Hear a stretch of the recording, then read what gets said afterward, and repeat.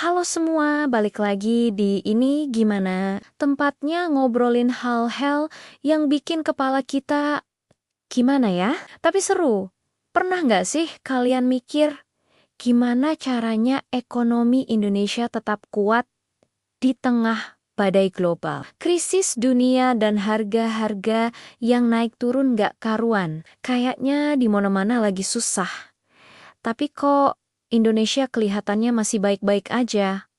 Apa rahasianya? Nah, di balik semua itu, ada peran penting Kementerian Keuangan yang dipimpin sama Bapak Purbaya.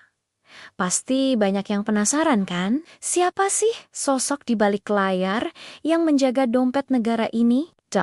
Apa aja sih langkah yang beliau ambil sampai ekonomi kita bisa tetap stabil dan bahkan dipuji sama dunia? Tenang, kita bakal kupas tuntas semuanya di video kali ini. Kita akan lihat gimana strategi cerdas Kemenkeu membuat Indonesia nggak cuma bertahan, tapi juga terus melaju. Jadi, siapkan kopi kalian, duduk yang nyaman, karena kita akan mulai petualangan kita buat jawab pertanyaan besar. Ini gimana caranya ekonomi kita bisa sekuat ini? Oke, sebelum kita bahas jurus-jurus jitunya, kita perlu paham dulu medan pertempurannya. Bayangin aja, ekonomi dunia itu kayak kapal di tengah badai dahsyat. Ada ombak pandemi yang gak kunjung reda, angin kencang inflasi yang bikin harga-harga meroket. Belum lagi badai petir dari ketegangan geopolitik antar negara besar. Banyak kapal negara lain yang oleng.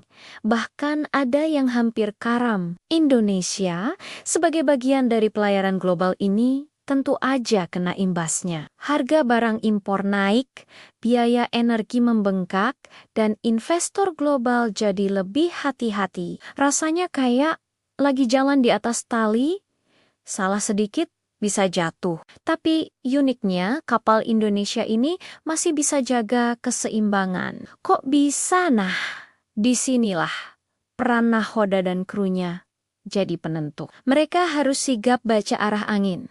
Putar kemudi di saat yang tepat, dan pastikan semua penumpang di dalam kapal tetap aman. Disinilah Kementerian Keuangan di bawah kepemimpinan Bapak Purbaya mulai menunjukkan perannya. Mereka nggak panik, tapi justru merancang strategi yang matang.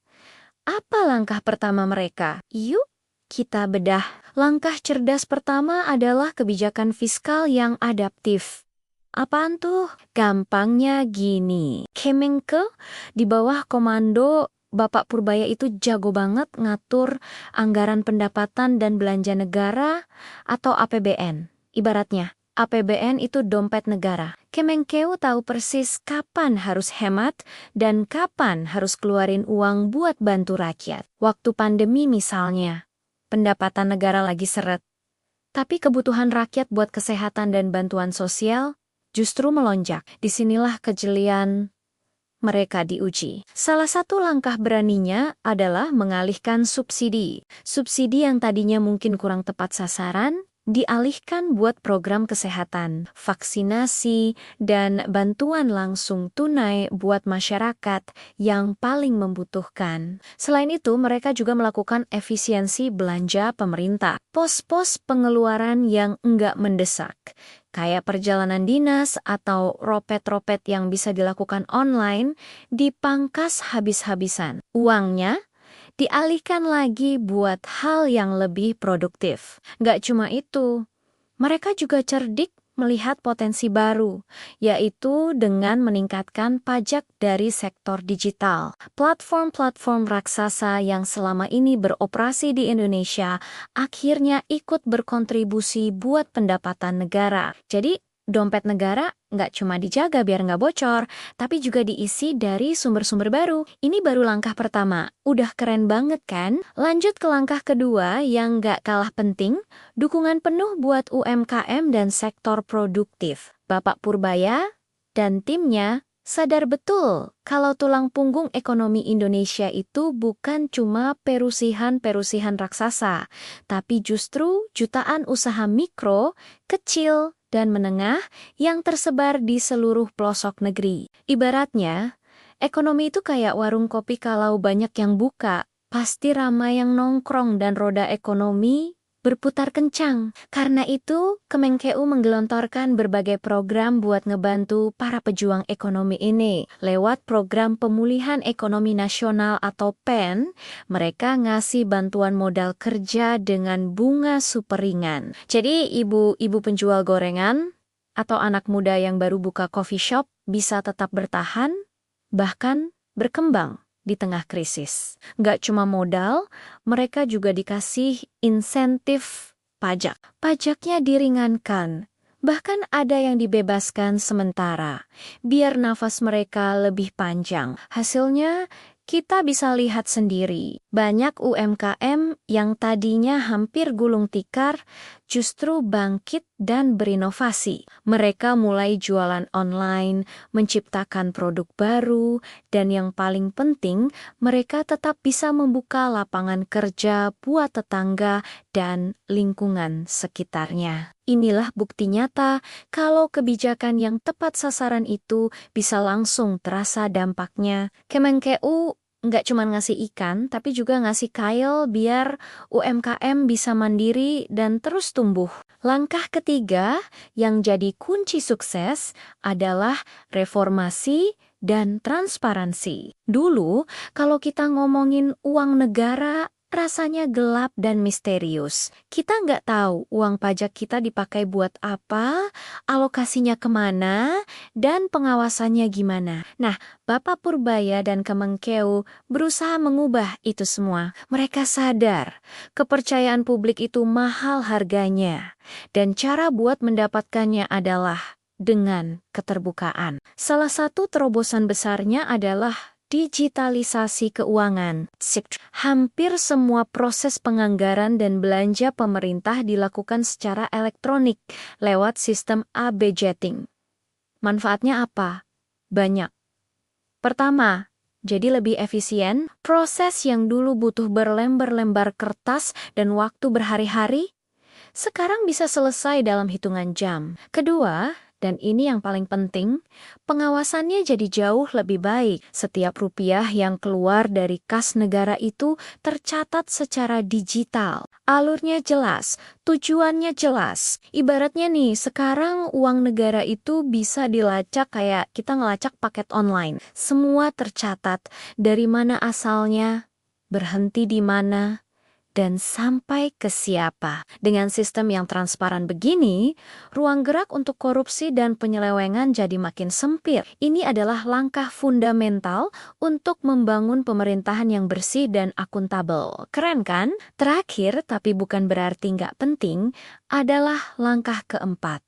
Kolaborasi yang solid dengan lembaga lain. Kementerian Keuangan sadar bahwa mereka nggak bisa bekerja sendirian untuk menjaga stabilitas ekonomi. Ekonomi itu sistem yang kompleks, butuh kerjasama dari banyak pihak. Kalau ekonomi itu sebuah orkestra, maka Kemenku, Bank Indonesia B, dan Otoritas Jasa Keuangan OJK adalah pemain utama yang harus kompak biar musiknya tetap harmonis. Dan inilah yang mereka lakukan. Kemenkeu bersinergi erat dengan Bank Indonesia untuk menjaga inflasi. Saat harga-harga mulai naik, Kemenkeu menjaga dari sisi fiskal dengan memastikan pasokan barang lancar, sementara BI menjaga dari sisi moneter dengan mengatur suku bunga. Hasilnya, inflasi di Indonesia bisa lebih terkendali dibanding banyak negara lain. Kolaborasi juga dilakukan dengan OJK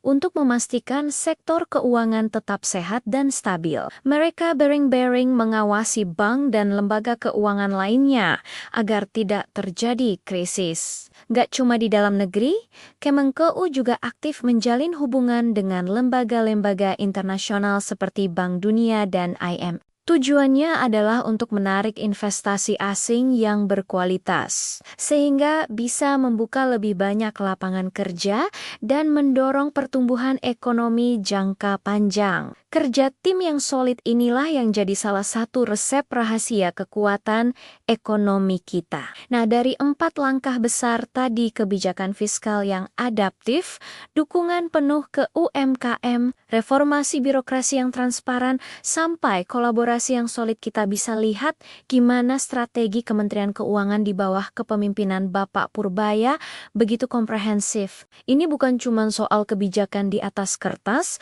tapi tentang tindakan nyata yang dampaknya bisa kita rasakan bersama. Langkah-langkah Bapak Purbaya dan seluruh jajaran Kemenkeu ini bukan cuma soal angka, statistik, atau grafik pertumbuhan ekonomi, tapi ini adalah cerita tentang bagaimana sebuah kebijakan dirancang untuk bisa menyentuh dan memperbaiki kehidupan nyata rakyat Indonesia. Dari menjaga daya beli kita, membantu warung tetangga tetap buka, sampai memastikan uang pajak kita digunakan dengan benar. Jadi, sekarang udah tahu kan gimana strategi Kemenkeu jaga ekonomi Indonesia? Ternyata di balik stabilitas yang kita nikmati, ada kerja keras, kecerdasan, dan strategi yang luar biasa. Kalau kalian suka pembahasan kayak gini dan mau tahu lebih banyak hal-hal keren lainnya, jangan lupa buat like, komen, dan subscribe. Channel ini gimana? Dukungan kalian bikin kita makin semangat buat terus bahas hal-hal yang bikin kita mikir, ini gimana? Sampai jumpa di video berikutnya dan tetap semangat!